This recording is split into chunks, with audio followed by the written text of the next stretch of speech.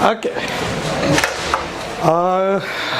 Last वाला lecture याद है किसी ਆਪਾਂ ਲਾਸਟ ਵਾਲੇ ਲੈਕਚਰ ਦੇ ਵਿੱਚ ਇੱਕ ਬੜੀ ਇੰਟਰਸਟਿੰਗ ਜਿਹੇ ਕੁਐਸਚਨ ਤੇ ਅਟੈਂਡ ਕੀਤਾ ਸੀ ਲਾਈਟ ਹੈ ਕੀ ਕਿਉਂਕਿ ਦੇਖੋ ਅਗਰ ਕਿਸੇ ਨੂੰ ਵੇਵਸ ਦਾ ਕਨਸੈਪਟ ਅੱਛੇ ਵੇ ਨਾਲ ਕਲੀਅਰ ਹੈ ਤਾਂ ਤੁਹਾਨੂੰ ਪਤਾ ਹੋਊਗਾ ਕਿ ਵੇਵ ਇੱਕ ਡਿਸਟਰਬੈਂਸ ਹੈ ਜਿਹੜੇ ਮੀਡੀਅਮ 'ਚ ਕ੍ਰੀਏਟ ਹੁੰਦੀ ਹੈ ਮੀਡੀਅਮ ਤੋਂ ਬਿਨਾਂ ਨਹੀਂ ਕ੍ਰੀਏਟ ਹੋ ਸਕਦੀ ਕਿਉਂਕਿ ਅਗਰ ਉਹ ਮੀਡੀਅਮ ਦੇ ਅੰਦਰ ਹੀ ਹੈ ਜਿਹੜੇ ਤੁਹਾਨੂੰ ਕਾਈਨੈਟਿਕ એનર્ਜੀ ਟ੍ਰਾਂਸਫਰ ਹੁੰਦੀ ਦਿਖੂਗੀ ਅੱਛਾ ਵਾਟਰ ਦਾ ਵੇਵ ਯਾਦ ਕਰੋ ਤਾਂ ਵਾਟਰ ਦਾ ਜਿਹੜਾ ਰਿਪਲ ਹੁੰਦਾ ਹੈ ਉਹ ਤੁਹਾਨੂੰ ਦੇਖਿਆ ਹੋਊਗਾ ਕਿ ਉਹ जो रिपल ट्रैवल कर रहे हैं वो बेसिकली पार्टिकल्स है जो रिपल्स को ट्रैवल करने में मदद करा रहे हैं और रिपल बेसिकली है कि जिससे एनर्जी ट्रांसफर हो रही है तो it is a disturbance in a medium what if the medium is not there तो वेव पॉसिबल है नहीं ना व्हाट इज लाइट फिर आप क्वेश्चन इसी ही आंदा जे लाइट अगर आप सोच के देखिए तो एक फिनोमिनल आप लाइट के रिस्पैक्टिव एक फिनोमिना बोलते रिफ्लैक्शन एक बोलते रिफ्रैक्शन आ दोनों फिनोमिनाज नूं बड़े आराम नाल एक्सप्लेन किया जा सकता है with the help of one phenomena and that phenomena is particle phenomena भी आप लाइट ਨੂੰ ਇੱਕ ਤਰੀਕੇ ਦਾ ਵੇਵ ਨਹੀਂ ਪਾਰਟੀਕਲ ਮੰਨ ਕੇ ਚੱਲੇ ਪਾਰਟੀਕਲ ਮੰਨ ਕੇ ਨਿਊਟਨ ਨੇ ਪਾਰਟੀਕਲ ਮੰਨ ਕੇ ਰਿਫਲੈਕਸ਼ਨ ਸਮਝਾ ਤੇ ਰਿਫਰੈਕਸ਼ਨ ਸਮਝਾ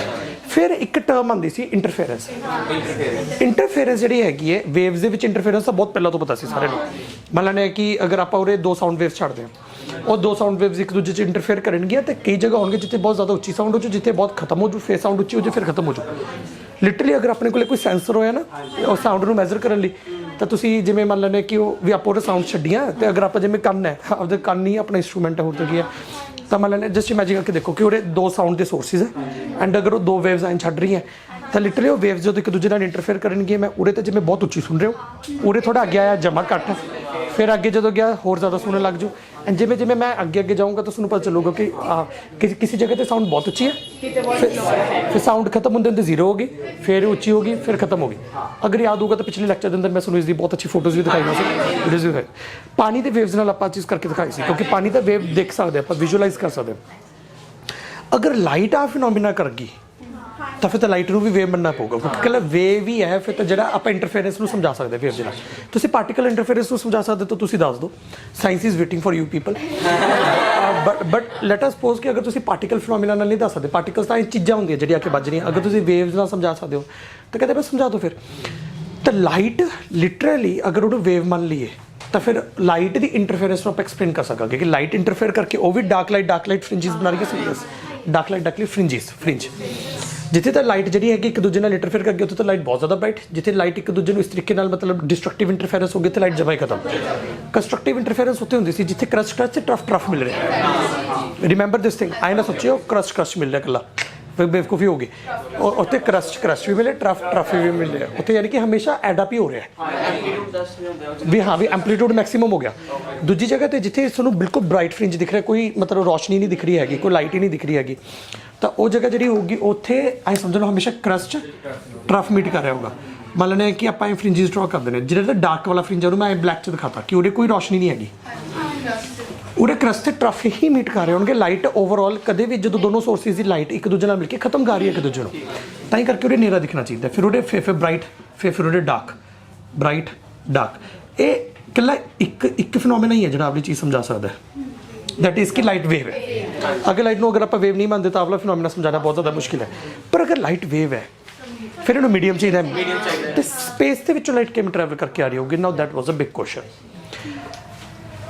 सारे लग रहा है मतलब स्पेस किसी मटीरियल का बनाया किसी बच्चे लग रहा भी एडा वड्डा डाउट उन्होंने किवें क्रिएट कर लिया डाउट नहीं है ये बड़ा जेन्युइन है किसी ने स्पेस गई नहीं हैगी सी उदों तो फिर उदों तो अं तुक्के मारने पैदे सी पहला तो मन के बैठे सी स्पेस खाली होगा तो तुहानूं पता क्यों मन्नी बैठे सी पहले स्पेस खाली हो सुने का भी कारण दसना अगर स्पेस किसी मटीरियल ना भरिया होंदा तो फ्रिक्शन पक्का हो रही होंदी अर्थ स्लो डाउन हो रहा होंदा तो अर्थ हौली हौली करके जिहड़ा है सन वाल गिर जाता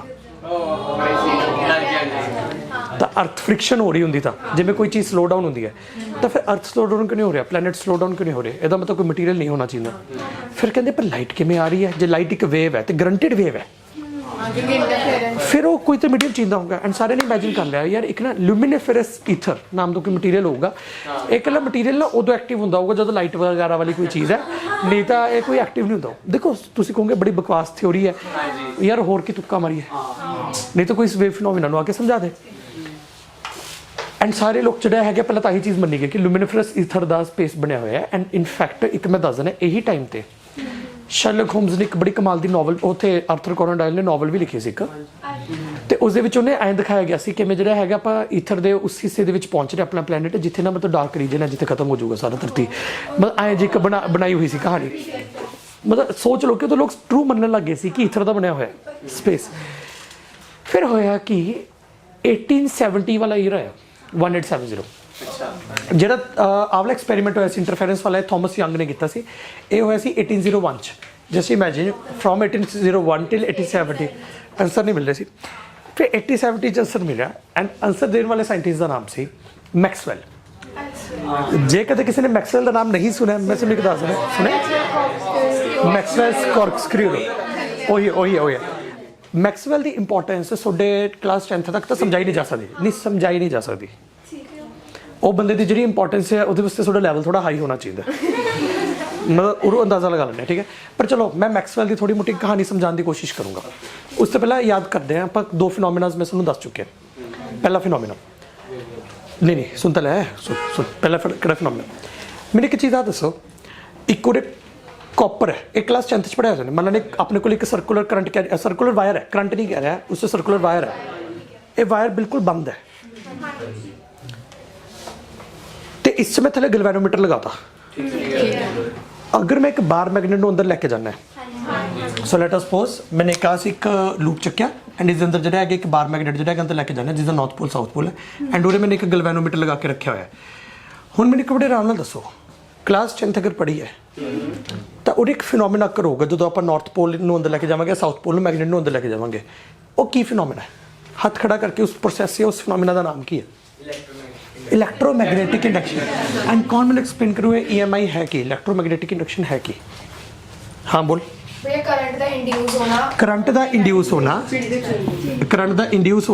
आ करंट दा सिंबल है, करंट दा इंड्यूस होना बाय चेंजिंग, ठीक है। बस ओ छोड़ो, आप मेन ते रहने। तो जब आप मैगनेटिक फील्ड चेंज करते हैं तो करंट इंड्यूस होता है। अच्छा, अगर करंट इंड्यूस हुआ है, करंट मूव करना स्टार्ट किया, आप बोल सकते हैं भी कोई वोल्टेज पक्का क्रिएट हुई हो। वोल्टेज की होंगे हाई पोटेंशियल तो लो पोटेंशियल डिफरेंस पक्का क्रिएट होया, ताई करंट क्रिएट होया। तो अगर वोल्टेज क्रिएट हुई है तो याद करके देखो, मैं तुहानूं आवली चीज़ 2 लेक्चर्स पहला दस के चुकिया सी कि वोल्टेज तो इलैक्ट्रिक फील्ड जमा सेम चीज़ होंगी है। इलैक्ट्रिक फील्ड होंदा है ਉਹ ਰੀਜਨ ਜਿੱਥੇ ਫੋਰਸ ਫੀਲ ਹੋ ਰਹੀ ਹੈ, ਚਾਰਜਿਸ ਨੂੰ ਫੋਰਸ ਫੀਲ ਹੋ ਰਹੀ ਹੈ, ਚਾਰਜਿਸ ਨੂੰ। ਇਲੈਕਟ੍ਰਿਕ ਫੀਲਡ ਉਹ ਰੀਜਨ ਹੁੰਦਾ ਜਿਵੇਂ ਮੰਨ ਲਓ ਉਹਦੇ ਪੋਜ਼ਿਟਿਵ ਚਾਰਜ ਪਿਆ, ਉਹਦੇ ਆਸੇ-ਪਾਸੇ ਇੱਕ ਫੀਲਡ ਹੈ, ਜਿਹਦੇ ਕਰਕੇ ਜੇ ਕੋਈ ਪੋਜ਼ਿਟਿਵ ਚਾਰਜ ਹੋਰ ਲੈ ਕੇ ਆਵਾਂਗੇ ਉਹਨੂੰ ਰਿਪਲਸ਼ਨ ਹੈ, ਨੈਗੇਟਿਵ ਚਾਰਜ ਲੈ ਕੇ ਆਵਾਂਗੇ ਤਾਂ ਉਹਦੇ ਇਲੈਕਟ੍ਰਿਕ ਫੀਲਡ ਕਰਕੇ ਹੀ ਆ ਪੋਟੈਂਸ਼ੀਅਲ ਡਿਫਰੈਂਸ ਕ੍ਰੀਏਟ ਹੁੰਦਾ। ਅਗਰ ਆਹ ਇਲੈਕਟ੍ਰਿਕ ਫੀਲਡ ਦਾ ਰੀਜਨ ਨਾ ਹੁੰਦਾ ਜਿੱਥੇ ਇਨਫਲੂਐਂਸ ਕ੍ਰੀਏਟ ਹੋ ਰਿਹਾ ਚਾਰਜਿਸ ਦੁਆਰਾ, ਤਾਂ ਫਿਰ ਵੋਲਟੇਜ ਕ੍ਰੀਏਟ ਨਹੀਂ ਹੋ ਪਾਉਂਦੀ। ਤਾਂ ਮੈਂ ਐਂ ਬੋਲ ਸਕਦਾ ਕਿ ਉਹਦੀ ਇੱਕ ਇਲੈਕਟ੍ਰਿਕ ਫੀਲਡ ਕ੍ਰੀਏਟ ਹੋ ਰਿਹਾ, वो इलैक्ट्रिक फील्ड होया, चार्जिस नू रिपल्शन या अट्रैक्शन मिली, कुछ भी मिली, जिस करके इलैक्ट्रॉन्स मूव किए। तो जो इलैक्ट्रॉन्स मूव किए तो करके करंट फ्लो किया। एंड कई बच्चे कहेंगे भी इलैक्ट्रॉन्स आप वाली गलती क्यों आ रहे हैं, चलो इलैक्ट्रॉन्स वर्ड नहीं बोलते, करंट मूव होया। अपन अजे पता ही नहीं इलैक्ट्रॉन्स की है। लेट अस सपोज अपनी कहानी दे विच हजे तक अपन नहीं पता इलैक्ट्रॉन्स की, आप ऐ बोल के चल पने कि बस चार्जिस मूव किए, करंट इंड्यूस हो गए। करंट अगर इंड्यूस होया तो इलैक्ट्रिक फील्ड पक्का हो गया। ਹੁਣ ਮੇਰੀ ਗੱਲ ਨੂੰ ਧਿਆਨ ਨਾਲ ਸਮਝਿਓ, ਯਾਨੀ ਕਿ ਤੁਸੀਂ ਕਹਿ ਰਹੇ ਹੋ ਮੈਗਨੈਟਿਕ ਫੀਲਡ ਜਦੋਂ ਚੇਂਜ ਹੁੰਦਾ ਹੈ, ਮੈਗਨੈਟਿਕ ਫੀਲਡ ਜਦੋਂ ਚੇਂਜ ਹੁੰਦਾ ਹੈ, ਇਲੈਕਟ੍ਰਿਕ ਫੀਲਡ ਇੰਡਿਊਸ ਹੁੰਦੀ ਹੈ। इलेक्ट्रिक फील्ड मतलब वोल्टेज मतलब करंट। अगर इलेक्ट्रिक फील्ड होगा तो पुश पुल भी मिलूगा चार्जेस में, जिसके करके चार्जेस फ्लो करेंगे, तो जो चार्जेस फ्लो करेंगे तो करंट होगा। हाँ या ना? गुड। हुण जिहड़ी चीज़ मैं दसन लग्या वाली चीज़ नूं बड़े ध्यान नाल समझियो। लेट अस सपोज मैं एक चार्ज पार्टिकल चुक्या, एक चार्ज पार्टिकल चुक्या एंड वो चार्ज पार्टिकल ऑसिलेट कर रहा है, ऑसिलेट कर रहा है जिवें एक पेंडुलम ऑसिलेट करता होंदा है। लेट अस सपोज मैं एक चार्ज पार्टिकल आई बैठा उरे ऑसिलेट करी जांदा है। मैं एक मार्कर चक लैना, चलो इस दे थ्रू समझाते हैं। सो लेट अस सपोज इस दे अंदर एक चार्ज पार्टिकल पे ऑसिलेट कर रहा है। अगर चार्ज पार्टिकल पे ऑसिलेट कर रहा है तो पेंडुलम वांगू याद करके देखो, यानी कि पहला तो उरे कितने कितने जाके इधर स्पीड स्लो हुई, फिर इधर तेज़ होंदा होंदा उरे सब तो मैक्सिमम तेज़ होया, फिर उरे स्लो हो गया, फिर उरे तेज़ हो गया, फिर उरे स्लो, तेज़ स्लो तेज़ स्लो। तो इलैक्ट्रॉन जे अगर उन्हें ऑसिलेट करना है उन्होंने अगे जाते अंदर स्लो होना पो, फिर उन्होंने वापस मुड़ना पो, फिर उन्हें तेज़ होना पो, फिर आगे स्लो होना पो एंड पेंडुलम को ऑसिलेट करो। सिमिलर ठीक है ना।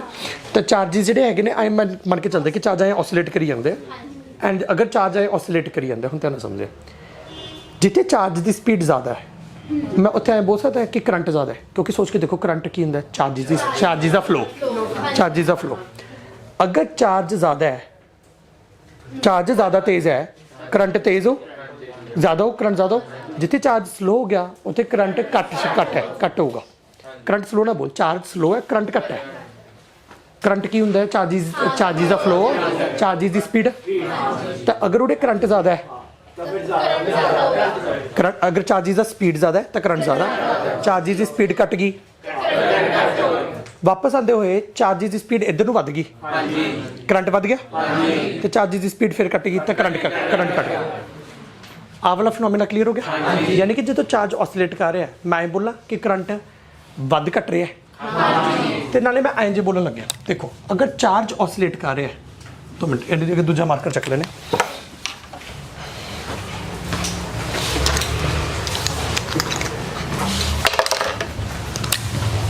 अगर चार्ज ऑसिलेट कर रहा है ਇਹਦਾ मतलब current is increasing and decreasing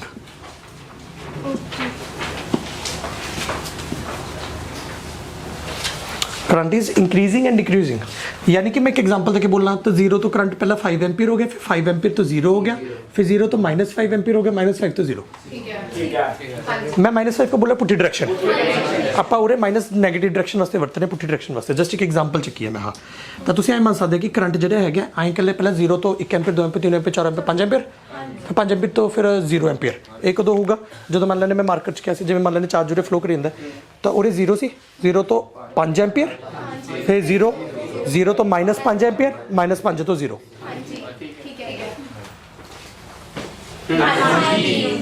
okay ਹੁਣ ਇੱਕ ਫਿਨੋਮੀਨਾ ਹੋਰ ਜਿਹੜਾ ਸਾਨੂੰ ਕਲਾਸ 10th ਦੇ ਵਿੱਚ ਪੜਿਆ एंड फिनोमिना कुछ आ है लेट अस सपोज मैं करंट कैरिंग वायर चकदा अगर करंट कैरिंग वायर चकदा तो वो आसे पासे एक मैगनैटिक फील्ड क्रिएट होंदा कला यानी कि मैगनैटिक फील्ड मैगनेट के आसे पासे नहीं होंदा करंट कैरिंग वायर के आसे पासे होंदा यानी कि एक चुंबक लैके आवां कला वो आसे पासे मैगनैटिक फील्ड किसी ने नहीं किया अगर एक मैं वायर भी लियावां करंट कैरिंग वायर वो आसे पासे मैगनैटिक फील्ड हो हाँ है ना ठीक है ध्यान समझिए तो उन मान लेने उन्हें करंट कैरिंग वायर है एंड इसके आसे पासे मैगनैटिक फील्ड है तो अगर करंट वधदा है तो मैगनैटिक फील्ड वधू अगर करंट घटदा है तो मैगनैटिक फील्ड घटू यानी कि अगर ये वायर है अगर इस करंट वधिया तो मैगनैटिक फील्ड यही रीजन के नोटिस करोगे स्ट्रोंग हो गया तो जो करंट घटूगा तो मैगनैटिक फील्ड वीक हो जाऊ इसी रीजन च आए ना इमेजिन करिए कि मतलब भी कुछ आए मतलब अगे वध गया आए वधिया नहीं इसी रीजन च स्ट्रोंग वीक इनू इमेजिन करने का एक तरीका दसदा आई इमेजिन कर लो आसे पासे ना कोई एक इस मार्कर को एक कलर कोई सराउंड करता लेट सपोज आप मान लें पर्पल कलर सराउंड करता तो आई इमेजिन करो कि पर्पल कलर पहला तो डार्क हो गया पर्पल फिर फीका फीका फीका हो गया फिर डार्क हो गया पर्पल कलर फिर फीका हो गया कि इमेजिन करने का तरीका इस मार्कर के आसे पासे एक पर्पल जो रंग है तो पर्पल जो रंग ना ब्राइट फिक्का ब्राइट फिक्का आई हो जाता है जो ब्राइट होया करूगा मान लेना मैं ग्राफ आई दिखा दिया करूँगा कि भी ब्राइट हो रहा जो मैगनैटिक फील्ड घट रहा होया फिक्का हो रहा होया उदों मैगनैटिक फील्ड फिक्का हो रहा तो क्योंकि टाइम नाल ही हो रहा होगा तो टाइम बीत रहा तो मैगनैटिक फील्ड घट रहा फिर बाद दे विच की होगा मैगनैटिक फील्ड पुट्ठी डायरेक्शन च हो जाऊगी क्योंकि जो करंट पुट्ठी डायरेक्शन च हो जू हुण मान लेना उरे किसी कंपस की डायरेक्शन पहले जी उपर नूं पॉइंट आउट कर रही थी जो करंट रिवर्स हो जू उही कंपस हुण थल्ले नूं पॉइंट आउट कर पुट्ठी डायरेक्शन च फोर्स लग जाए तो ये टाइम तो फिर मैं बोल देना मैगनैटिक फील्ड भी पुट्ठा हो गया और मैक्सिमम बाद चो मैगनैटिक फील्ड भी 0 हो जाए यानी कि अगर मान लेना करंट आए वध घट रहा है तो करंट जो होली तो इंक्रीज हो रहा है तो मैगनैटिक फील्ड भी 0 तो इंक्रीज हो रहा है जो करंट डिक्रीज हो रहा होगा मैगनैटिक फील्ड डिक्रीज हो रहा होगा जो फिर करंट पुट्ठी डायरेक्शन च हो रहा मैगनैटिक फील्ड पुट्ठी डायरेक्शन तो जो current 0 magnetic field 0 magnetic field का सिंबल होंगे बी करंट का सिंबल होंगे जिमें आई मैगनैटिक फील्ड का होंगे बी इलैक्ट्रिक फील्ड का होंगे ई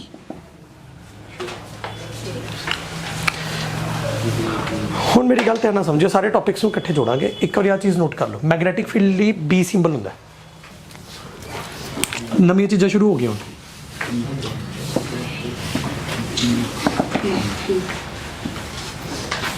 ਇਹ ਹੈਗਾ ਸੀ ਕਰੰਟ। ਹੁਣ ਇਹਦਾ ਧਿਆਨ ਨਾਲ ਸੁਣਿਓ। ਸੋ ਮੰਨ ਲੈਂਦੇ ਹੈ ਉਰੇ ਚਾਰਜ ਕਾਇ ਫਲੋ ਕਰੀ ਜਾਂਦਾ ਸੀ ਐਂਡ ਚਾਰਜ ਦੀ ਸਪੀਡ ਤੇਜ਼ ਤੋਂ ਸਲੋ, ਸਲੋ ਤੋਂ ਤੇਜ਼, ਤੇਜ਼ ਤੋਂ ਸਲੋ, ਸਲੋ ਤੋਂ ਤੇਜ਼ ਹੋ ਰਹੀ ਸੀ।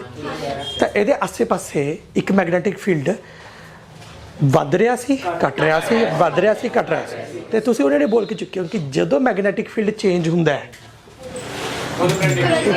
ਕਰੰਟ ਨਹੀਂ, ਇਲੈਕਟ੍ਰਿਕ ਫੀਲਡ, ਕਿਉਂਕਿ ਇਲੈਕਟ੍ਰਿਕ ਫੀਲਡ ਕ੍ਰੀਏਟ ਹੋਇਆ, ਅਗਰ ਉਸ ਦੇ ਵਿੱਚ ਕੋਈ ਚਾਰਜ ਪਿਆ ਹੋਇਆ ਉਸ ਇਲੈਕਟ੍ਰਿਕ ਫੀਲਡ ਦਾ, ਤਾਂ ਉਹ ਚਾਰਜ ਨੂੰ ਖਿੱਚ ਮਿਲ ਜਾਊ, ਚਾਰਜ ਫਲੋ ਕਰਨ ਲੱਗ ਜਾਊ। ਅਗਰ ਮੰਨ ਲੈਂਦੇ ਹੈ ਕਿ ਉਰੇ ਜਦੋਂ ਮੈਂ ਟੈਕਨੀਕਲੀ ਜਦੋਂ ਮੈਂ ਮੈਗਨੈਟਿਕ ਫੀਲਡ ਚੇਂਜ ਕਰ ਰਿਹਾ ਕਿਸੇ ਵੀ ਰੀਜਨ 'ਚ, ਅਗਰ ਉੱਥੇ ਇਲੈਕਟ੍ਰੋਨ ਹੀ ਨਾ ਪਏ ਹੋਏ, ਚਾਰਜਿਸ ਹੀ ਨਾ ਪਏ ਹੋਏ, ਉਹ ਫਲੋ ਹੀ ਨਹੀਂ ਕਰਨਗੇ। ਫਿਰ ਇਹਦਾ ਮਤਲਬ ਹੈ ਕਿ ਇਲੈਕਟ੍ਰਿਕ ਫੀਲਡ ਕ੍ਰੀਏਟ ਹੀ ਨਹੀਂ ਹੋ ਰਿਹਾ, ਹੋ ਰਿਹਾ ਹੈ। ਬਟ ਜੇ ਚਾਰਜ ਰੱਖ ਦੋਗੇ ਉਹ ਚਾਰਜ ਹੀ ਨਾ ਲੱਗ ਜਾਊ, ਉਹ ਚਾਰਜ ਹੀ ਨਾ ਲੱਗ ਜਾਊ। ਹੁਣ ਧਿਆਨ ਨਾਲ ਦੇਖਿਓ ਮੈਂ ਕੀ ਕਹਿ ਰਿਹਾ। ਮੈਂ ਕਹਿ ਰਿਹਾ ਕਿ ਇੱਧਰਲੇ ਰੀਜਨ 'ਚ ਮੈਗਨੈਟਿਕ ਫੀਲਡ ਸਟਰੋਂਗ ਵੀਕ ਹੋ ਰਿਹਾ। ਅਗਰ ਉਹਦੇ ਮੈਗਨੈਟਿਕ ਫੀਲਡ ਲਾਈਨ ਚੇਂਜ ਹੋਈ ਅੰਦਰ ਰੈਗੂਲਰਲੀ, ਉਹ ਮੈਗਨੈਟਿਕ ਫੀਲਡ ਚੇਂਜ ਜਿਹੜਾ ਹੁੰਦਾ ਨਾ, ਉਹ ਇੱਕ ਇਲੈਕਟ੍ਰਿਕ ਫੀਲਡ ਕ੍ਰੀਏਟ ਕਰੂ। ਤੇ ਧਿਆਨ ਨਾਲ ਦੇਖਿਓ ਉਹਦੇ ਜਿਹੜਾ ਮੈਗਨੈਟਿਕ ਫੀਲਡ ਲਾਈਨ ਚੇਂਜ ਹੋਈ ਅੰਦਰ ਨਾ, ਉਸ ਚੇਂਜ ਇਨ ਮੈਗਨੈਟਿਕ ਫੀਲਡ ਕਰਕੇ ਇੱਕ ਇਲੈਕਟ੍ਰਿਕ ਫੀਲਡ ਕ੍ਰੀਏਟ ਹੋਊਗਾ। ਤਾਂ ਇਲੈਕਟ੍ਰਿਕ ਫੀਲਡ ਕਿਉਂ ਕ੍ਰੀਏਟ ਹੋਗਾ? ਕਿਉਂਕਿ ਮੈਗਨੈਟਿਕ ਫੀਲਡ ਚੇਂਜ ਹੋ ਰਿਹਾ। ਅਗਰ ਉਸ ਉੱਥੇ ਕੋਈ ਇਲੈਕਟ੍ਰੋਨ ਰੱਖ ਦਿੱਤਾ ਜਾਵੇ, ਕੋਈ ਚਾਰਜ ਪਾਰਟੀਕਲ ਰੱਖ ਦਿੱਤਾ ਜਾਵੇ, ਉਹ ਚਾਰਜ ਪਾਰਟੀਕਲ ਵੀ ਹਿੱਲਣ ਲੱਗ ਜਾਊਗਾ। ਕਿਉਂ? ਕਹਿੰਦਾ ਵੀ ਇਹ ਤਾਂ ਬਈ ਇਲੈਕਟ੍ਰਿਕ ਫੀਲਡ, ਬਟ ਉਹ ਇਲੈਕਟ੍ਰਿਕ ਫੀਲਡ ਵੀ ਬੜਾ ਅਜੀਬ ਜਿਹਾ ਕ੍ਰੀਏਟ ਹੁੰਦਾ। ਜਦੋਂ ਉਹਦੇ ਚੇਂਜਿੰਗ ਮੈਗਨੈਟਿਕ ਫੀਲਡ ਕਰਕੇ ਜਿਹੜਾ ਇਲੈਕਟ੍ਰਿਕ ਫੀਲਡ ਕ੍ਰੀਏਟ ਹੁੰਦਾ ਨਾ, ਉਹ ਵੀ ਚੇਂਜਿੰਗ ਵਾਲਾ ਕ੍ਰੀਏਟ ਹੁੰਦਾ। ਮਤਲਬ ਇਲੈਕਟ੍ਰਿਕ ਫੀਲਡ ਇੱਕ ਕਾਂਸਟੈਂਟ ਵਾਲਾ ਇਲੈਕਟ੍ਰਿਕ ਫੀਲਡ ਨਹੀਂ ਕ੍ਰੀਏਟ ਹੁੰਦਾ, ਉਹ ਵੀ ਸਟਰੋਂਗ ਵੀਕ ਹੁੰਦਾ ਰਹਿੰਦਾ। ਤੇ ਉਹਦਾ ਕਾਰਨ ਕੀ ਹੈ? ਉਹਦਾ ਕਾਰਨ ਕਿਤੇ ਨਾ ਆਹ ਗ੍ਰਾਫ ਹੀ ਹੁੰਦਾ। ਇਹਦਾ ਹੁਣ ਮੈਂ ਤੁਹਾਨੂੰ ਇਹਦੇ ਬਾਰੇ ਨਾ, ਮੈਂ ਕਦੇ ਡਿਟੇਲ 'ਚ ਪੜ੍ਹਨਾ ਹੋਵੇ ਤਾਂ ਮੈਂ ਇੱਕ ਲਾਈਨ ਬੋਲ ਸਕਦਾ, ਤੇ ਇਹ ਲਾਈਨ ਨੂੰ ਅਗਰ ਡਿਟੇਲ 'ਚ ਸਮਝਣਾ ਹੋਵੇ ਤਾਂ ਸਮਝ ਲਿਓ। ਐਕਚੁਅਲੀ ਜਦੋਂ ਚਾਰਜ ਆਏ ਆਸੋਲੇਟ ਕਰ ਰਿਹਾ ਸੀ, ਕਰੰਟ ਸਾਈਨੋਸੋਡਲੀ ਚੇਂਜ ਹੋ ਰਿਹਾ ਸੀ। ਸਾਈਨੋਸੋਡਲੀ ਦਾ ਮਤਲਬ ਸਾਈਨ ਦੇ ਗ੍ਰਾਫ ਦੇ ਵਾਂਗੂ ਚੇਂਜ ਹੋ ਰਿਹਾ ਸੀ। ਹੁਣ ਸਾਈਨ ਦਾ ਗ੍ਰਾਫ ਅਗਰ ਕਿਸੇ ਬੱਚੇ ਨੂੰ ਨਹੀਂ ਪਤਾ, ਤੁਸੀਂ ਹੁਣ 10th ਤੋਂ 11th 'ਚ ਆਏ ਹੋ, ਮੈਂ ਇੱਕ ਛੋਟੀ ਜਿਹੀ 15 ਜਾਂ 20 ਮਿੰਟ ਦੀ ਵੀਡੀਓ ਜਿਹੜੀ ਹੈਗੀ ਮੈਂ ਪਾਊਂਗਾ ਇਸ ਚੀਜ਼ 'ਤੇ ਕਿ ਸਾਈਨ ਦੇ ਗ੍ਰਾਫ ਦੀ ਕੀ ਅਹਿਮੀਅਤ ਹੈ, ਕਿ ਕਮਾਲ ਦਾ ਗ੍ਰਾਫ ਹੁੰਦਾ ਯਾਰ ਆਹ। ਤੇ ਸਾਈਨੋਸੋਡਲੀ ਚੇਂਜ ਹੋਊਗਾ ਜਿਵੇਂ ਸਾਈਨ ਦਾ ਗ੍ਰਾਫ ਹੋਰ ਹੁੰਦਾ। ਹੁਣ ਕਿਸੇ ਨੂੰ ਸਾਈਨ ਦਾ ਗ੍ਰਾਫ ਨਹੀਂ ਪਤਾ, ਡੋਂਟ ਵਰੀ, ਬਸ ਐਂ ਚੱਲੋ।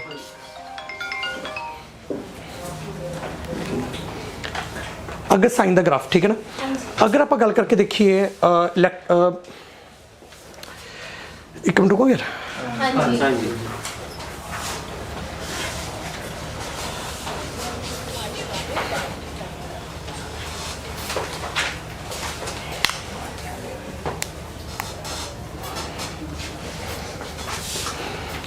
ਤਾਂ ਮੈਂ ਕੀ ਦੱਸ ਰਿਹਾ ਸੀ? ਚਲੋ ਇੱਕ ਮਿੰਟ, ਹਾਂ ਸੋ ਇੱਕ ਮਿੰਟ। ਤਾਂ ਲੈਟ ਅਸ ਸਪੋਜ਼ ਅਗਰ ਉਹਦੇ ਚਾਰਜਿਸ ਹੈ ਉਹ ਆਸੋਲੇਟ ਕਰੀ ਜਾਂਦੇ ਨੇ। ਅਗਰ ਚਾਰਜ ਆਸੋਲੇਟ ਕਰ ਰਿਹਾ ਤਾਂ ਮੈਂ ਤੁਹਾਨੂੰ ਕਿਹਾ ਸੀ ਕਰੰਟ ਵੱਧ ਘਟ ਰਿਹਾ। ਅਗਰ ਕਰੰਟ ਜਿਹੜਾ ਵੱਧ ਘਟ ਰਿਹਾ ਹੁੰਦਾ ਨਾ, ਉਹ ਐਕਚੁਅਲੀ ਇਹ ਗ੍ਰਾਫ ਦੇ ਅਕੋਰਡਿੰਗ ਘੱਟ ਵੱਧ ਰਿਹਾ ਹੁੰਦਾ, ਜਿਹਦੇ ਕਰਕੇ ਜਿਹੜਾ ਮੈਗਨੈਟਿਕ ਫੀਲਡ ਚੇਂਜ ਹੋ ਰਿਹਾ ਹੁੰਦਾ ਉਹਦਾ ਵੀ ਸਿਮਿਲਰ ਗ੍ਰਾਫ ਹੁੰਦਾ। ਫਿਰ ਇਹ ਜੇ ਸਿਮਿਲਰ ਗ੍ਰਾਫ ਲੈ, ਜਦੋਂ ਮੈਗਨੈਟਿਕ ਫੀਲਡ ਆਈ ਚੇਂਜ ਹੋ ਰਿਹਾ ਹੋਵੇ, ਉਦੋਂ ਜਿਹੜਾ ਇਲੈਕਟ੍ਰਿਕ ਫੀਲਡ ਕ੍ਰੀਏਟ ਹੁੰਦਾ ਨਾ, ਉਹ ਇਲੈਕਟ੍ਰਿਕ ਫੀਲਡ ਦਾ ਵੀ ਗ੍ਰਾਫ ਇਹ ਜਿਹਾ ਹੀ ਹੁੰਦਾ, ਉਹ ਵੀ ਆਹੀ ਚੇਂਜ ਹੁੰਦਾ ਰਹਿੰਦਾ। ਆਹੀ ਬਿਊਟੀ ਹੈ ਇਸ ਕਨਸੈਪਟ ਦੀ। ਤਾਂ ਇਲੈਕਟ੍ਰਿਕ ਫੀਲਡ ਵੀ ਜਿਹੜਾ ਕ੍ਰੀਏਟ ਹੋਊਗਾ ਉਹ ਚੇਂਜਿੰਗ ਵਾਲਾ ਹੋਊਗਾ। ਅਗਰ ਇਲੈਕਟ੍ਰਿਕ ਫੀਲਡ ਚੇਂਜਿੰਗ ਕ੍ਰੀਏਟ ਹੋ ਰਿਹਾ ਹੈ, ਉਹ ਇਲੈਕਟ੍ਰਿਕ ਫੀਲਡ ਦਾ ਮਤਲਬ ਟੈਕਨੀਕਲੀ ਕਰੰਟ ਚੇਂਜਿੰਗ ਕ੍ਰੀਏਟ ਹੋ ਰਿਹਾ ਹੈ, ਤਾਂ ਫਿਰ ਉਹ ਇੱਕ ਮੈਗਨੈਟਿਕ ਫੀਲਡ ਕ੍ਰੀਏਟ ਕਰ ਦੂਗਾ। ਫਿਰ ਜਿਹੜਾ ਉਹ ਵੀ ਚੇਂਜਿੰਗ ਹੋ, ਤੇ ਮੈਗਨੈਟਿਕ ਫੀਲਡ ਅੱਗੇ ਫਿਰ ਜਦੋਂ ਚੇਂਜਿੰਗ ਵਾਲਾ ਕ੍ਰੀਏਟ ਹੋਊਗਾ ਤਾਂ ਉਹ ਇਲੈਕਟ੍ਰਿਕ ਫੀਲਡ ਕ੍ਰੀਏਟ ਕਰ ਦੂਗਾ। ਮਤਲਬ ਬਦਤਮੀਜ਼ੀ ਚੱਲੀ ਹੋਊ। ਆਹ ਧਿਆਨ ਨਾਲ ਦੇਖਿਓ ਕੀ ਹੋਊਗਾ। ਉਰੇ ਇੱਕ ਕਰੰਟ ਨੂੰ ਮੈਂ ਆਸੋਲੇਟ ਕਰਾਇਆ ਚਾਰਜ ਨੂੰ, ਮੈਗਨੈਟਿਕ ਫੀਲਡ ਚੇਂਜਿੰਗ ਕ੍ਰੀਏਟ ਹੋਇਆ, ਉਹਦੇ ਨਾਲ ਇੱਕ ਇਲੈਕਟ੍ਰਿਕ ਫੀਲਡ, ਹੁਣ ਇੱਕ ਮਿੰਟ ਸੁਣ ਲਓ, ਹੁਣ ਇਲੈਕਟ੍ਰਿਕ ਫੀਲਡ ਚੇਂਜਿੰਗ ਕ੍ਰੀਏਟ ਹੋਇਆ, ਉਹਦੇ ਨਾਲ ਇੱਕ ਮੈਗਨੈਟਿਕ ਫੀਲਡ ਚੇਂਜਿੰਗ ਕ੍ਰੀਏਟ ਹੋਇਆ ਨੇੜੇ ਵਾਲੇ ਰੀਜਨ 'ਚ, ਉਹਦੇ ਨਾਲ ਇੱਕ ਇਲੈਕਟ੍ਰਿਕ ਫੀਲਡ ਨੇੜੇ ਵਾਲਾ ਚੇਂਜਿੰਗ ਵਾਲਾ ਕ੍ਰੀਏਟ ਹੋਇਆ। ਟੈਕਨੀਕਲੀ ਤੁਸੀਂ ਐਂ ਕਹਿਣਾ ਚਾਹੁੰਦੇ ਹੋ ਵੀ ਇਲੈਕਟ੍ਰਿਕ ਫੀਲਡ ਨਹੀਂ ਸਮਝ ਆ ਰਿਹਾ, ਤਾਂ ਐਂ ਇਮੈਜਿਨ ਕਰ ਲਓ ਉੱਥੇ ਕੋਈ ਵਾਇਰ ਰੱਖ ਦਿਓ, ਉਸ 'ਚ ਕਰੰਟ ਫਲੋ ਕਰਨ ਲੱਗ ਜੂ। ਮੈਂ ਕਹਿਣਾ ਚਾਹ ਰਿਹਾ ਜਿੱਥੇ ਇਲੈਕਟ੍ਰਿਕ ਫੀਲਡ ਦੀ ਗੱਲ ਕਰੀ ਜਾਂਦੇ ਉੱਥੇ ਐਂ ਸਮਝ ਲੈਂਦੇ ਕਿ ਮੈਂ ਕੀ ਜਾਂਦਾ ਕਿ ਉੱਥੇ ਇੱਕ ਕਰੰਟ ਦੀ ਗੱਲ ਕਰੀ ਜਾਂਦਾ ਵੀ ਉੱਥੇ ਕਰੰਟ ਇੰਡਿਊਸ ਹੋ ਸਕਦਾ। ਕੰਡਕਟਰ 'ਚ ਪੋਟੈਂਸ਼ੀਅਲ ਡਿਫਰੈਂਸ ਪਾ ਦਿਓ ਇਲੈਕਟ੍ਰਿਕ ਫੀਲਡ। ਇਲੈਕਟ੍ਰਿਕ ਫੀਲਡ ਕਿਸੇ ਵੀ ਕੰਡਕਟਰ 'ਚ ਪੋਟੈਂਸ਼ੀਅਲ ਡਿਫਰੈਂਸ ਪਾ ਦੇਊਗਾ। ਐਂ ਕਹ ਲਓ ਕਿਸੇ ਵੀ ਕੰਡਕਟਰ ਦੇ ਵਿੱਚ ਕਰੰਟ ਪਾ ਦਿਓ। ਆਪਾਂ ਦੇਸੀ ਲੈਂਗੁਏਜ ਹੀ ਵਰਤਦੇ ਹਾਂ। ਚੇਂਜਿੰਗ ਇਲੈਕਟ੍ਰਿਕ ਫੀਲਡ ਦਾ ਕੀ ਮਤਲਬ ਹੈ ਇਸ 'ਚ? ਇਲੈਕਟ੍ਰਿਕ ਫੀਲਡ ਚੇਂਜਿੰਗ ਦਾ ਮਤਲਬ ਕਿ ਵੋਲਟੇਜ ਚੇਂਜਿੰਗ ਕ੍ਰੀਏਟ ਹੋ ਰਹੀ ਹੈ, ਕਰੰਟ ਚੇਂਜਿੰਗ ਕ੍ਰੀਏਟ ਹੋ ਰਿਹਾ, ਚੇਂਜਿੰਗ ਕਰੰਟ ਕ੍ਰੀਏਟ ਹੋ ਰਿਹਾ। ਉਵੇਂ ਤੇ ਉੱਥੇ ਵੀ ਐਂ ਸਮਝ ਲੈਣਾ ਇੱਕ ਚਾਰਜ ਰੱਖਿਆ ਨਾ, ਉਹ ਚਾਰਜ ਐ ਨਹੀਂ ਹੈਗਾ ਉਹ ਇੱਕ ਡਾਇਰੈਕਸ਼ਨ 'ਚ ਫਲੋ ਕਰੂ, ਉਹ ਚਾਰਜ ਵੀ ਐਂ ਆਸੋਲੇਟ ਕਰੋ। ਠੀਕ ਹੈ। Current change, magnetic field change, electric field changing, वो इलैक्ट्रिक चेंजिंग इलैक्ट्रिक फील्ड मतलब करंट चेंजिंग वाला, जो करंट चेंजिंग वाला तो खुद एक मैग्नेटिक फील्ड चेंजिंग क्रिएट करो। जब एक मैग्नेटिक फील्ड फिर चेंजिंग वाला क्रिएट हो, एक इलैक्ट्रिक फील्ड क्रिएट करो, फिर magnetic field electric field magnetic field electric field एक दूजे को क्रिएट करते जाएंगे। कोई मीडियम चाहिए, कोई मीडियम चाहिए इनू इलैक्ट्रिक फील्ड है, ये वास्ते कड़ा मीडियम, ये तो रीजन होंगे आसे पासे। मान लें कि उरे मैं पॉजिटिव चार्ज लिया, उरे वैक्यूम है, ਜੇ ਮੈਂ ਉਹਦੇ ਪੋਜ਼ਿਟਿਵ ਚਾਰਜ ਲਿਆਇਆ ਉਹਦੇ ਵੈਕਿਊਮ ਆਸੇ ਪਾਸੇ ਕਿ ਹੁਣ ਉਹਦੇ ਐਂ ਖਿੱਚੇ ਨਹੀਂ ਆਣਾ ਇਹਦਾ ਮਤਲਬ ਚਾਰਜਿਸ ਖਿੱਚੇ ਜਾਣਗੇ। ਹਾਂ ਬੋਲ। ਚਾਰਜ ਇਟਸੈਲਫ ਨਹੀਂ ਮੀਡੀਅਮ ਹੋ ਗਿਆ। ਚਾਰਜ ਇੱਕ ਜਗ੍ਹਾ ਤੇ ਸੀ ਨਾ, ਉਸਦੇ ਨੇੜੇ ਤੇੜੇ ਤਾਂ ਕੋਈ ਹੈ ਹੀ ਨਹੀਂ ਸੀ ਨਾ, ਉਹਦੇ ਨੇੜੇ ਤੇੜੇ ਵੈਕਿਊਮ ਮੰਨ ਲਾ ਬਸ। ਔਰ ਇੱਕ ਚਾਰਜ ਚੱਕਿਆ ਮੈਨੂੰ ਆਸਲੇਟ ਕਰਾਇਆ। ਕੋਈ ਨਹੀਂ ਸੀ ਜਿਵੇਂ ਯਾਰ ਤੂੰ ਸਮਝ ਨਹੀਂ ਰਿਹਾ, ਪਹਿਲਾ ਸਾਊਂਡ ਕਿਵੇਂ ਪੈਦਾ ਹੁੰਦੀ, ਸਾਊਂਡ ਉਹਦੇ ਇੱਕ ਪਾਰਟੀਕਲ ਨੂੰ ਦੂਜੇ ਪਾਰਟੀਕਲ 'ਚ ਦਿੰਦਾ ਸੀ ਨਾ, ਉਹਦੇ ਫਿਜ਼ੀਕਲ ਕੰਡਕਟਰ ਹੀ ਨਹੀਂ, ਉਹਦੇ ਤੇ ਇੱਕ ਚਾਰਜ ਹੈ ਇਕੱਲਾ ਜਿਹੜਾ ਬੈਠਾ ਹਿਲ ਰਿਹਾ। ਉਸ ਚਾਰਜ ਨੇ ਇੱਕ ਮੈਗਨੈਟਿਕ ਫੀਲਡ ਕ੍ਰੀਏਟ ਕੀਤਾ ਚੇਂਜਿੰਗ ਵਾਲਾ, ਤੇ ਨੇੜੇ ਵਾਲੇ ਰੀਜਨ 'ਚ, ਕਿਹੜੇ ਰੀਜਨ 'ਚ ਜਿੱਥੇ ਕੋਈ ਆਸੇ ਪਾਸੇ ਹੈ ਹੀ ਨਹੀਂ, ਉਸ magnetic field changing magnetic field ਨੇ ਇੱਕ ਨੇੜੇ ਵਾਲੇ ਰੀਜਨ 'ਚ ਇਲੈਕਟ੍ਰਿਕ ਫੀਲਡ ਕ੍ਰੀਏਟ ਕੀਤਾ, ਫਿਰ ਇੱਕ ਨੇੜੇ ਵਾਲੇ ਰੀਜਨ 'ਚ ਮੈਗਨੈਟਿਕ ਫੀਲਡ ਕ੍ਰੀਏਟ ਹੋਇਆ, and this went on and it doesn't even require a bloody medium. ਸੋਚ ਕੇ ਦੇਖੋ, and it will keep on be creating. And just imagine ਕਰਦੇ ਹਾਂ ਉਰੇ ਇੱਕ ਇਲੈਕਟ੍ਰੋਨਸ ਦੇ ਸਮੁੰਦਰ ਹੁੰਦਾ, ਜਸਟ ਇਮੈਜਿਨ ਕਰੋ ਇਲੈਕਟ੍ਰੋਨਸ ਦਾ ਸਮੁੰਦਰ ਹੁੰਦਾ, ਤਾਂ ਤੁਸੀਂ ਪਤਾ ਕੀ ਨੋਟਿਸ ਕਰਦੇ, ਇਲੈਕਟ੍ਰੋਨਸ ਆਏ ਆਸਲੇਟ ਕਰੀ ਜਾਂਦੇ ਨੇ ਪਾਣੀ ਦੀ ਵੇਵ ਵਾਂਗੂ। ਚਾਰਜਿਸ ਦਾ ਸਮੁੰਦਰ ਹੁੰਦਾ, ਆਏ ਇਮੈਜਿਨ ਕਰਕੇ ਦੇਖੋ, ਤੁਹਾਨੂੰ ਐਂ ਲੱਗਦਾ ਕਿ ਪਾਣੀ ਦਾ ਜਿਵੇਂ ਪਾਣੀ ਦੇ ਰਿਪਲਸ ਕ੍ਰੀਏਟ ਹੋ ਰਹੇ ਨੇ, ਸਾਨੂੰ ਐਂ ਲੱਗਦਾ ਕਿ ਉਵੇਂ ਲੱਗਦਾ ਕਿ ਜਿਵੇਂ ਵੀ ਉਹਦੇ ਆਏ, ਇਸ ਨੂੰ ਐਂ ਲੱਗਦਾ ਚਾਰਜਿਸ ਆਏ ਇੱਕ ਸਮੁੰਦਰ ਕ੍ਰੀਏਟ ਹੋ ਗਿਆ, ਇੱਕ ਰਿਪਲਸ ਕ੍ਰੀਏਟ ਹੋ ਰਹੇ ਨੇ ਉਸ 'ਚ, ਐਂਡ ਇੰਨਾ ਸੋਹਣਾ ਲੱਗਦਾ ਨਾ ਚੀਜ਼, ਸਾਨੂੰ ਆਏ ਰਿਪਲਸ ਵਧੀਆ ਬਣਦੇ ਜਾਂਦੇ ਚਾਰਜਿਸ ਦੇ, ਤੇ ਤੁਹਾਨੂੰ ਐਂ ਲੱਗਦਾ। ਬਟ ਉਹਦੇ ਚਾਰਜਿਸ ਜੇ ਨਹੀਂ ਹੈਗੇ ਫਿਰ ਕੀ ਕੁਝ ਹੋ ਨਹੀਂ ਰਿਹਾ, ਹੋ ਰਿਹਾ ਉਹਦੇ ਇਲੈਕਟ੍ਰਿਕ ਫੀਲਡ ਤੇ ਮੈਗਨੈਟਿਕ ਫੀਲਡ ਹੈ ਆਸੇ ਪਾਸੇ ਜਿਹੜਾ ਜਾ ਰਿਹਾ। ਹੁਣ ਮੈਨੂੰ ਇੱਕ ਚੀਜ਼ ਦੱਸੋ, ਜਿੰਨੀ ਫ੍ਰੀਕੁਐਂਸੀ ਇਸ ਦੀ ਹੋਊਗੀ ਚਾਰਜ ਦੀ, ਉਨੀ ਇਲੈਕਟ੍ਰਿਕ ਫੀਲਡ ਦੀ ਫ੍ਰੀਕੁਐਂਸੀ ਹੋਊਗੀ। ਸੋਚ ਕੇ ਦੇਖੋ, ਉਨੇ ਹੀ ਇਲੈਕਟ੍ਰਿਕ ਫੀਲਡ ਦੇ ਜਿਹੜਾ ਹੈਗਾ, ਕਿਉਂਕਿ ਸੇਮ ਗ੍ਰਾਫ ਹੈ। ਜੇ ਆਪਾਂ ਸੋਚ ਕੇ ਦੇਖੋ, ਜਿੰਨਾ ਇਹਦੀ ਫ੍ਰੀਕੁਐਂਸੀ ਹੋਊ, ਜਿੰਨੇ ਗੇੜੇ 1 ਸੈਕਿੰਡ 'ਚ ਇਹਨੇ ਕੱਢ ਲਏ, ਉਨੇ 1 ਸੈਕਿੰਡ 'ਚ ਮੈਗਨੈਟਿਕ ਫੀਲਡ ਦੇ ਕਰਸਟ ਕ੍ਰੀਏਟ ਹੋਣਗੇ, ਉਨੇ ਹੀ ਇਲੈਕਟ੍ਰਿਕ ਫੀਲਡ ਦੇ ਕਰਸਟ ਕ੍ਰੀਏਟ ਹੋਣਗੇ, ਉਨੇ ਹੀ ਮੈਗਨੈਟਿਕ ਫੀਲਡ ਦੇ ਕਰਸਟ ਕ੍ਰੀਏਟ ਹੋਣਗੇ। So the frequency of charge will be the frequency of the magnetic field and the electric field। ਕਿਨੂੰ ਐਂ ਲੱਗ ਰਿਹਾ ਕਿ ਆਪਣੀ ਚੀਜ਼ ਵੀ ਸਮਝ ਆ ਗਈ? And this hole concept was explained ਬਾय Maxwell. Maxwell ਕਹਿੰਦਾ ਤੁਸੀਂ ਆਵਲਾ ਇਲੈਕਟ੍ਰੋਮੈਗਨੈਟਿਕ ਇੰਡਕਸ਼ਨ ਪੜ੍ਹਿਆ ਹੋਇਆ, ਸੋ ਉਹਨੇ ਇੱਕ ਕਾਮਨ ਜਿਹਾ ਲਾਅ ਪੜ੍ਹਿਆ ਹੋਇਆ ਕਿ ਕਰੰਟ ਜਦੋਂ ਪਾਸ ਕਰ ਦੋ ਉਹਦੇ ਆਸੇ ਪਾਸੇ ਮੈਗਨੈਟਿਕ ਫੀਲਡ ਹੁੰਦੇ, ਕਰੰਟ ਚੇਂਜ ਕਰ ਦੋ ਤਾਂ ਉਹਦੇ ਆਸੇ ਪਾਸੇ मैग्नेटिक फील्ड चेंज हो जाओ। तो जस्ट इमेजिन चार्जेस दी ऑसिलेशन, मैग्नेटिक फील्ड का चेंज होना, इलेक्ट्रिक फील्ड का क्रिएट होना जो भी चेंजिंग थी, और इलेक्ट्रिक फील्ड दे जी चेंजिंग इलेक्ट्रिक फील्ड मतलब करंट, वो भी एक ऑसिलेटिंग करंट प्रोड्यूस हो रहा है, वो भी वध घट रहा है करंट। फिर आई समझ लो कि फिर एक मैग्नेटिक फील्ड, फिर electric field, magnetic field, electric field, but without any region. हुन एक मिनट समझ लो, आ क्लियर है? The frequency of charge will be the frequency of electric field. And अगर एक चार्ज के करीब करीब इन्नी फ्रीक्वेंसी है, किसी नहीं पता कितना है, 300 terahertz into 10 the power 12 hertz, technically 3 into 10 the power 14 hertz। यानी कि एक चार्ज इन्ने गेड़े कढ़ रहा है 1 सेकंड च, तो जो इलैक्ट्रिक फील्ड क्रिएट होगा ਉਹਦੇ ਵੀ ਇੰਨੇ ਗੇੜੇ ਹੋ ਰਹੇ ਹੋਣਗੇ, ਜਿੰਨਾ ਮੈਗਨੈਟਿਕ ਫੀਲਡ ਹੋਗਾ ਉਹਦੇ ਵੀ ਇੰਨੇ ਸਾਈਕਲਸ ਹੋਣਗੇ। ਯਾਨੀ ਕਿ ਤੁਸੀਂ ਜਸਟ ਇਮੈਜਿਨ ਕਿ ਚੱਲ ਕਰੀ ਜਾਂਦਾ, ਮੈਂ ਕਰ ਵੀ ਨਹੀਂ ਸਕਦਾ ਵਾਲੀ ਚੀਜ਼ ਹੈ ਨਾ, ਮਤਲਬ ਸੋਚ ਕੇ ਤੇ ਜਿਹੜਾ ਇਲੈਕਟ੍ਰਿਕ ਤੇ ਮੈਗਨੈਟਿਕ ਫੀਲਡ ਕ੍ਰੀਏਟ ਹੋ ਰਿਹਾ ਹੋਊਗਾ ਉਹ ਵੀ ਇੰਨਾ ਜ਼ਿਆਦਾ ਜਿਹੜਾ ਹੈਗਾ ਫ੍ਰੀਕੁਐਂਸੀ ਵਾਲਾ ਹੋਊਗਾ। ਤੇ ਜਸਟ ਇਮੈਜਿਨ ਕਰਦੇ ਆ ਹੁਣ ਰਸਤੇ ਦੇ ਵਿੱਚ, ਸੁਣ ਲਾ ਜੇ, ਰਸਤੇ ਦੇ ਵਿੱਚ ਉਰੇ ਜਿਹੜਾ ਹੈਗਾ ਨਾ ਕੋਈ ਮੀਡੀਅਮ ਨਹੀਂ ਹੈਗਾ ਸੀ, ਬਟ ਅੱਗੇ ਤੁਸੀਂ ਖੜੇ ਸੀ, ਉਰੇ ਇੱਕ ਚਾਰਜ ਕ੍ਰੀਏਟ ਹੋਇਆ ਐਂਡ ਅੱਗੇ ਤੁਸੀਂ ਖੜੇ ਹੋ, ਤਾਂ ਜਸਟ ਉਹਦੇ ਇਮੈਜਿਨ ਕਰਦਾ ਉਹਦੇ ਚਾਰਜ ਨੂੰ ਮੈਂ ਆਸਲੇਟ ਕਰਾਇਆ ਐਂਡ ਉਹਨੇ ਇਲੈਕਟ੍ਰਿਕ ਮੈਗਨੈਟਿਕ ਫੀਲਡ ਕ੍ਰੀਏਟ ਕੀਤਾ। ਤੇ ਅੱਛਾ ਤੁਸੀਂ ਕਹੋਗੇ ਕ੍ਰੀਏਟ ਕਰਦਾ ਜਦੋਂ ਤੱਕ ਪੁਸ਼ਪ ਕੋਲੇ ਪਹੁੰਚੂਗਾ ਕੁਛ ਟਾਈਮ ਲੱਗੂਗਾ, ਆਫਕੋਰਸ ਕੁਛ ਤਾਂ ਟਾਈਮ ਲੱਗਣਾ ਚਾਹੀਦਾ ਹੈ, ਕਿਉਂਕਿ ਇੱਕ ਦੂਜੇ ਨੂੰ ਕ੍ਰੀਏਟ ਕਰਦੇ ਜਾ ਰਹੇ ਆ, ਬਹੁਤ ਥੋੜਾ ਟਾਈਮ ਲੱਗੂਗਾ ਲੱਡ ਹੈ, ਕਿਉਂਕਿ ਬੜਾ ਨਾਲ ਹੀ ਹੋ ਰਿਹਾ ਉਹ ਮੈਗਨੈਟਿਕ ਫੀਲਡ 'ਚ ਉਹਦੇ ਚੇਂਜ ਆਏ, ਨਾਲ ਦੀ ਨਾਲ ਹੀ ਇਲੈਕਟ੍ਰਿਕ ਫੀਲਡ ਕ੍ਰੀਏਟ ਹੋਇਆ ਤਾਂ ਇਲੈਕਟ੍ਰਿਕ ਫੀਲਡ ਚੇਂਜਿੰਗ ਵਾਲਾ ਜਦੋਂ ਕ੍ਰੀਏਟ ਹੋਇਆ ਨਾਲ ਦੀ ਨਾਲ ਹੀ ਮੈਗਨੈਟਿਕ ਫੀਲਡ, ਇਹ ਇੰਨਾ ਫਾਸਟ ਹੋਊਗਾ, ਇਹ ਇਨਫਾਈਨਾਈਟ ਸਪੀਡ ਤੇ ਨਹੀਂ ਹੋ ਰਿਹਾ, it has a finite speed, ਇਹ ਇਨਫਾਈਨਾਈਟ ਸਪੀਡ ਤੇ ਨਹੀਂ ਹੋ ਰਿਹਾ। ਤਾਂ ਮੰਨ ਲੈਂਦੇ ਉਹਦੇ ਚਾਰਜ ਆਸਲੇਟ ਕਰੀ ਜਾਂਦਾ, ਐਂਡ ਜਦੋਂ ਚਾਰਜ ਆਸਲੇਟ ਕਰਨਾ ਸ਼ੁਰੂ ਕੀਤਾ ਇਸ ਫ੍ਰੀਕੁਐਂਸੀ ਨਾਲ, ਤੇਰੇ ਕੋਲ ਇਸ ਫ੍ਰੀਕੁਐਂਸੀ ਦੀ ਇਲੈਕਟ੍ਰਿਕ ਮੈਗਨੈਟਿਕ ਫੀਲਡ ਤੇਰੇ ਅੱਖਾਂ 'ਚ ਪਹੁੰਚੀ, ਤੈਨੂੰ ਪਤਾ ਕੀ ਲੱਗੂਗਾ? ਤੇਰੇ ਅੱਖਾਂ 'ਚ ਰੈੱਡ ਕਲਰ ਪਹੁੰਚਿਆ, ਧਿਆਨ ਨਾਲ ਸੁਣ ਲਓ, ਇਹਨੂੰ ਐ ਲੱਗੂ ਇਹਦੇ ਅੱਖਾਂ ਦੇ ਵਿੱਚ ਰੈੱਡ ਕਲਰ ਪਹੁੰਚੇ, ਸੁਣ ਲਓ। ਐਂਡ ਲੈਟ ਅਸ ਸਪੋਜ਼ ਉਰੇ ਮੈਂ ਫ੍ਰੀਕੁਐਂਸੀ ਹੋਰ ਇੰਕਰੀਜ਼ ਕਰਦਾ, ਹੁਣ ਇਹਦੇ ਕੋਲ ਇਲੈਕਟ੍ਰਿਕ ਫੀਲਡ ਮੈਗਨੈਟਿਕ ਫੀਲਡ ਜ਼ਿਆਦਾ ਫ੍ਰੀਕੁਐਂਸੀ ਵਾਲਾ ਪਹੁੰਚੂ, ਇਹਨੂੰ ਐ ਲੱਗੂਗਾ ਕਿ ਹੁਣ ਇਹਨੇ ਮੇਰੇ ਕੋਲ ਅੱਖਾਂ 'ਚ ਔਰੇਂਜ ਲਾਈਟ ਪਹੁੰਚੀ ਹੈ, ਫਿਰ ਯੈਲੋ ਹੋ ਰਹੀ ਹੈ, ਗ੍ਰੀਨ ਹੋ ਰਹੀ ਹੈ, ਵਾਇਲਟ ਆਏ ਹੋ ਰਿਹਾ, ਕਿਹਨੂੰ ਕਲੀਅਰ ਹੋ ਗਿਆ? ਸੋ ਐਜ਼ ਵੀ ਇੰਕਰੀਜ਼ ਦਾ ਫ੍ਰੀਕੁਐਂਸੀ ਕਲਰ ਚੇਂਜ ਹੋਊਗਾ ਇਹਦੀ ਅੱਖਾਂ। ਅੱਛਾ ਤੇ ਤੁਸੀਂ ਕਹੋਗੇ ਵੀ ਇਹਦੀ ਅੱਖਾਂ ਨੂੰ ਕਿਵੇਂ ਪਤਾ ਚੱਲਾ ਕਲਰ ਚੇਂਜ ਹੋ ਰਿਹਾ? ਕਮਾਲ ਦੀ ਗੱਲਾਂ ਹੈ, ਅੱਖ ਜਿਹੜੀ ਹੁੰਦੀ ਹੈ ਉਹਦੇ ਮਗਰ ਰੈਟੀਨਾ ਹੁੰਦਾ ਨਾ, ਰੈਟੀਨਾ ਤੋਂ ਜਦੋਂ ਲਾਈਟ ਗਿਰਦੀ ਹੈ ਉਹਦੇ ਇਲੈਕਟ੍ਰੀਕਲੀ ਪਲਸਿਸ ਹੀ ਕ੍ਰੀਏਟ ਹੁੰਦੇ ਨੇ, ਬਿਜਲੀ ਹੀ ਕ੍ਰੀਏਟ ਹੁੰਦੀ ਹੈ, ਤੇ ਉਹ ਬਿਜਲੀ ਨੂੰ ਹਿਲਾਇਆ ਕਿਨੇ? ਲਾਈਟ ਨੇ। And this is light, and this is light. EM waves ਆ ਇਲੈਕਟ੍ਰੋਮੈਗਨੈਟਿਕ ਵੇਵਸ, ਇਹ ਇਲੈਕਟ੍ਰਿਕ ਫੀਲਡ ਤੇ ਮੈਗਨੈਟਿਕ ਫੀਲਡ ਹੀ ਲਾਈਟ ਹੈ।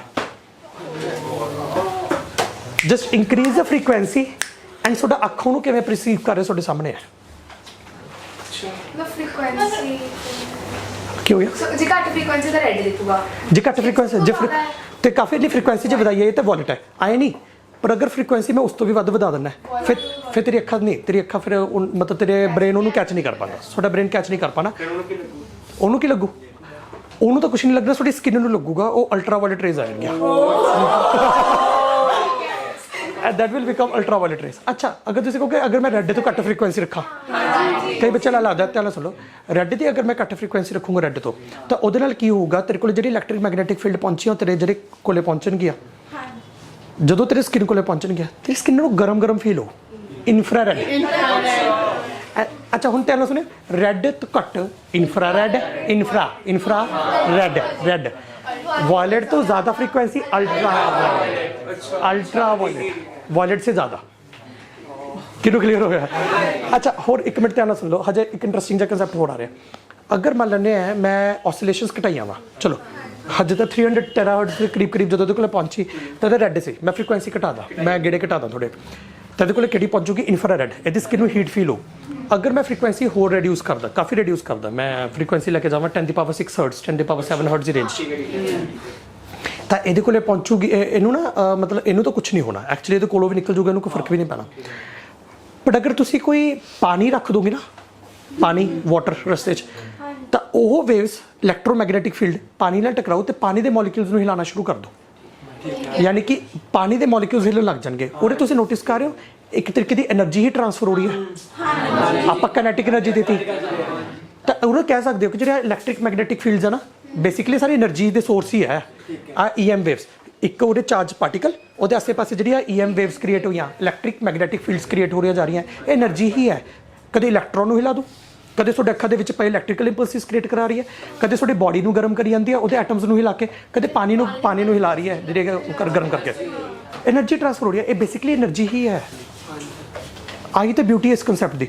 ਤੇ ਇੱਕ ਮਿੰਟ ਧਿਆਨ ਨਾਲ ਸਮਝਿਓ, ਜਦੋਂ ਉੱਥੇ ਪਹੁੰਚੂਗਾ ਕਿਹਦੇ ਕੋਲੇ ਕਹਿ ਰਿਹਾ ਸੀ ਮੈਂ, ਨਹੀਂ ਪਾਣੀ ਕੋਲੇ ਅਗਰ ਫ੍ਰੀਕੁਐਂਸੀ ਬਹੁਤ ਘੱਟ ਹੈ ਤਾਂ ਪਾਣੀ ਕੋਲੇ ਪਹੁੰਚੋ, ਪਾਣੀ ਹਿਲਣ ਲੱਗ ਜੂ।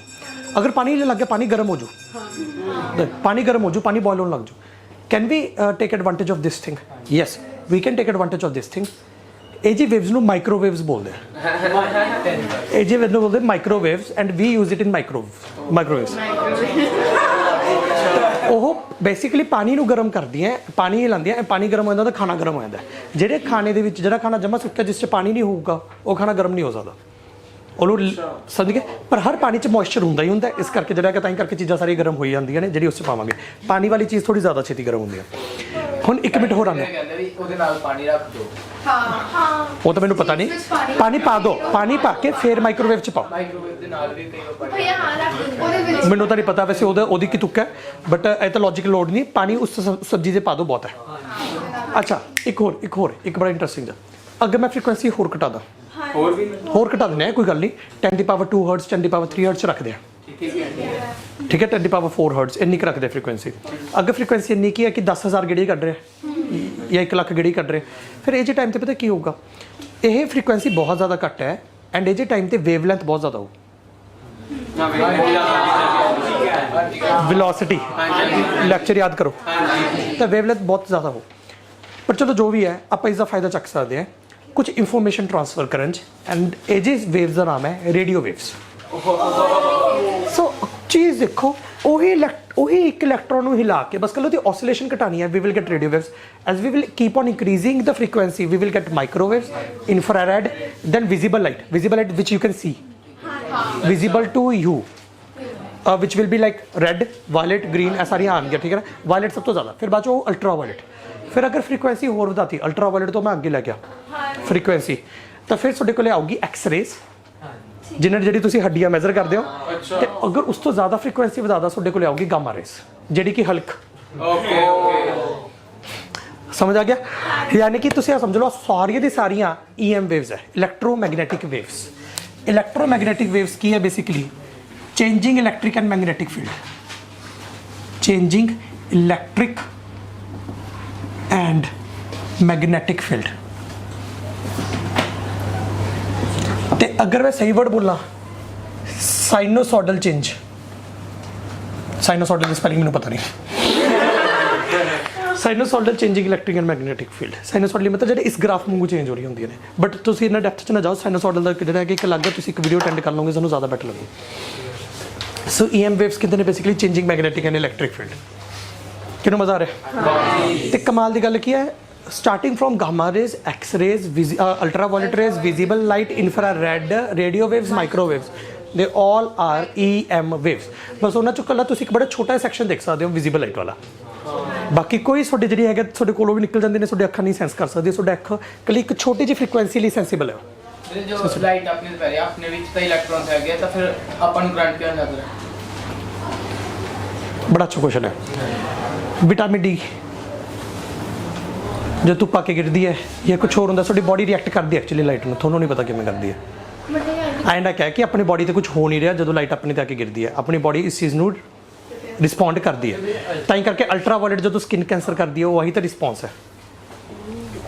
तू कह रहे ना कि तेरी बॉडी च इलैक्ट्रॉन्स है, तेरी बॉडी इफेक्ट होनी चाहिए उन्हें इलैक्ट्रोमैग्नेटिक वेव्स करके, वो होंगी है। बेफिक्र है, शुक्र मनाओ ओजोन लेयर है, शुक्र मनाओ इंफ्रारेड साडी बॉडी कला गर्म ही करती है, इस तो बाद नुकसान नहीं करती। गामा रेडिएशन जिस दिन आके गिरिया ना तेन उदों पता चल जू ना हल्क बनया। तू तो हल्क भी नहीं बन पाना सच्चा है। ਉਹਦਾ ਹਲਕ ਤਾਂ ਕਰਕੇ ਸਰਵਾਈਵ ਕਰ ਗਿਆ ਸੀ ਕਿਉਂਕਿ ਉਹ ਕਾਮਿਕਸ ਸੀ। ਠੀਕ ਹੈ, ਤਾਂ ਯਾਨੀ ਕਿ ਬੇਫਿਕਰ ਰਹੋ, ਇਹ ਆਪਣੇ ਬੋਡੀ ਤੇ ਇਫੈਕਟ ਕਰਦੀਆਂ ਨੇ, ਆਪਣੇ ਤੇ ਬਸ ਗਿਰ ਨਹੀਂ ਰਹੀਆਂ ਤਾਂ ਡਰੋ ਨਾ, ਜੇ ਗਿਰੀਆਂ ਤਾਂ ਨੁਕਸਾਨ ਕਰੂਗਾ। ਅੱਛਾ ਵੈਸੇ ਸੁਣ ਦੱਸ, ਅਗਰ ਬੋਡੀ ਪ੍ਰੀਪੇਅਰਡ ਨਾ ਹੁੰਦੀ ਨਾ ਤਾਂ ਐਵੋਲੂਸ਼ਨ ਹੀ ਨਾ ਹੋ ਪਾਉਂਦੀ। ਆਪਾਂ ਐਵੋਲੂਸ਼ਨ ਦੇ ਥਰੂ ਤਾਂ ਬਣਿਆ ਹੈ, ਆਪਣੇ ਸੂਰਜ ਦੀ ਰੋਸ਼ਨੀ ਤਾਂ ਆਪਣੇ ਕੋਲ ਇੰਨੇ ਟਾਈਮ ਤੋਂ ਪਹੁੰਚ ਰਹੀ ਸੀ, ਆਪਣੀ ਬੋਡੀ ਉਸ ਦੇ ਵਿੱਚੋਂ ਹੀ ਤਾਂ ਵੱਡੀ ਹੋਈ ਹੈ, ਯਾਨੀ ਕਿ ਆਪਣੀ ਬੋਡੀ ਆਲਰੇਡੀ ਉਹਨਾਂ ਰੇਡੀਏਸ਼ਨਸ ਨੂੰ ਸਰਵਾਈਵ ਕਰਨ ਲਈ ਬਣੀ ਹੋਈ ਹੈ। ਐਵੋਲੂਸ਼ਨ ਯਾਦ ਕਰੋ, ਵੇਰੀਏਸ਼ਨਸ ਨਾਲ ਆਪਾਂ ਵੇਰੀਏਸ਼ਨਸ ਨਾਲ ਐਕਿਊਮੂਲੇਟ ਹੁੰਦੇ ਤਾਂ ਆਪਣੀ ਬੋਡੀ ਇਹਨਾਂ ਚੀਜ਼ਾਂ ਨੂੰ ਸਰਵਾਈਵ ਕਰਨ ਲਈ ਬਣੀ ਹੋਈ ਹੈ। ਕੀ ਪਤਾ ਆਪਾਂ ਕਿਸੇ ਹੋਰ ਪਲੈਨਟ ਤੇ ਜਾ ਕੇ ਸਰਵਾਈਵ ਕਰ ਪਾਵਾਂਗੇ, ਨਹੀਂ ਪਤਾ। ਆਪਾਂ ਇਸ ਇਨਵਾਇਰਨਮੈਂਟ ਲਈ ਤਾਂ ਸਰਵਾਈਵ ਕਰਨ ਲਈ ਬਣੇ ਹੋਏ। ਹੁਣ ਅਗਰ ਇਹ ਸਾਰਾ ਕੁਝ ਕਲੀਅਰ ਹੈ, ਯਾਨੀ ਕਿ ਬੇਸਿਕਲੀ ਵਿਜ਼ੀਬਲ ਲਾਈਟ ਤੋਂ ਲੈ ਕੇ ਹਰ ਇੱਕ ਚੀਜ਼ ਇੱਕ EM ਵੇਵ ਹੈ, ਇਲੈਕਟ੍ਰੋਮੈਗਨੈਟਿਕ ਵੇਵ ਹੈ। ਇਸ ਚੀਜ਼ ਨੂੰ ਐਕਸਪੈਰੀਮੈਂਟਲੀ ਵੈਰੀਫਾਈ ਕਰਨਾ ਰਹਿ ਗਿਆ ਸੀ ਬਸ। And this was verified by Heinrich Hertz, and that is why ਉਹਦੇ ਨਾਮ ਤੋਂ ਡੈਡੀਕੇਟ ਕਰ ਦਿੱਤਾ ਗਿਆ ਸੀ ਫ੍ਰੀਕੁਐਂਸੀ ਨੂੰ, ਹਰਟਜ਼। ਅੱਛਾ ਇੱਕ ਚੀਜ਼ ਹੋਰ ਆਉਂਦੇ ਆ, ਉਹਨੇ ਇਹ ਚੀਜ਼ ਦੱਸੀ ਸੀ ਉਹਨੇ 1887 ਦੇ ਵਿੱਚ, ਹੈਨਰਿਕ ਹਰਟਜ਼ ਨੇ 1887 ਚ ਵਾਲੀ ਚੀਜ਼ ਦੱਸੀ ਸੀ। ਉਹਨੇ ਨਾਲ ਇੱਕ ਚੀਜ਼ ਹੋਰ ਦੱਸਤੀ ਸੀ, ਸਾਰੀਆਂ EM ਵੇਵਸ ਜਿਹੜੀਆਂ ਹੈਗੀਆਂ ਨੇ ਉਹਨਾਂ ਦੀ ਵੈਲੋਸਿਟੀ ਸੇਮ ਹੈ, ਬਸ ਫਰਕ ਕੀ ਹੁੰਦਾ ਜਿੰਨੀਆਂ ਵੀ EM ਵੇਵਸ ਚਾਹੇ ਇਨਫਰਾਰੈਡ ਹੈ ਚਾਹੇ ਕੋਈ ਵੀ ਹੈ, ਇਹਨਾਂ ਦੇ ਜਿਹੜੇ ਵੀ ਮੀਡੀਅਮ ਦੇ ਵਿੱਚੋਂ ਟਰੈਵਲ ਕਰ ਰਹੀਆਂ ਨੇ, ਜਿਵੇਂ ਆਪਾਂ ਵੈਕਿਊਮ ਚੱਕ ਲੈਂਦੇ ਹਾਂ, ਸਾਰੀਆਂ EM ਵੇਵਸ ਦੀ ਵੈਕਿਊਮ 'ਚ ਸੇਮ ਸਪੀਡ ਹੈ, ਬਸ ਫਰਕ ਕੀ ਹੈ ਸਾਰੀਆਂ ਦੀ ਫ੍ਰੀਕੁਐਂਸੀ 'ਚ, ਬਸ ਕੱਲੀ ਫ੍ਰੀਕੁਐਂਸੀ 'ਚ ਫਰਕ ਪੈਂਦਾ, ਵੇਵਲੈਂਥ 'ਚ ਫਰਕ ਪੈਂਦਾ, ਵੈਲੋਸਿਟੀ 'ਚ ਫਰਕ ਨਹੀਂ ਪੈਂਦਾ। ਯਾਨੀ ਕਿ ਇਨਫਰਾਰੈਡ ਵੀ ਤੁਹਾਡੇ ਕੋਲ ਜਿਹੜੀ ਸਪੀਡ ਨਾਲ ਪਹੁੰਚ ਰਹੀ ਹੈ ਉਸੇ ਸਪੀਡ ਨਾਲ ਵਿਜ਼ੀਬਲ ਲਾਈਟ ਪਹੁੰਚ ਰਹੀ ਹੈ, ਉਸੇ ਸਪੀਡ ਨਾਲ ਅਲਟਰਾਵਾਇਲਟ ਪਹੁੰਚੂ, ਉਸੇ ਸਪੀਡ ਨਾਲ ਗਾਮਾ ਪਹੁੰਚੂ, ਉਸੇ ਸਪੀਡ ਨਾਲ ਐਕਸ-ਰੇ ਪਹੁੰਚੂ। ਫ੍ਰੀਕੁਐਂਸੀ ਤੇ ਉਹਦੇ ਫਰਕ ਨਾਲ ਜਿਹੜਾ ਪ੍ਰੋਡਕਟ ਬਣੂ, ਹਾਂ ਫ੍ਰੀਕੁਐਂਸੀ ਦੀ ਵੇਵਲੈਂਥ, ਇਹਨਾਂ ਦੋਨਾਂ ਦੀ ਮਲਟੀਪਲੀਕੇਸ਼ਨ ਆਫ ਵੈਲੋਸਿਟੀ ਬਣਦੀ ਹੈ। ਜੇ ਫ੍ਰੀਕੁਐਂਸੀ ਵੱਧ ਰਹੀ ਹੈ ਵੇਵਲੈਂਥ ਘਟੂ, ਅਗਰ ਫ੍ਰੀਕੁਐਂਸੀ ਘਟ ਰਹੀ ਹੈ ਤਾਂ ਵੇਵਲੈਂਥ ਵਧੂ, ਪਰ ਵੈਲੋਸਿਟੀ ਸੇਮ ਰਹੂ। ਐਂਡ ਉਹ ਵੈਲੋਸਿਟੀ ਕੈਲਕੂਲੇਟ ਕਰਨੀ ਪਈ ਸੀ। ਹੁਣ ਆਹ ਵੈਲੋਸਿਟੀ ਕੈਲਕੂਲੇਟ ਕਰਨੀ ਹੈ ਕਿ EM ਵੇਵਸ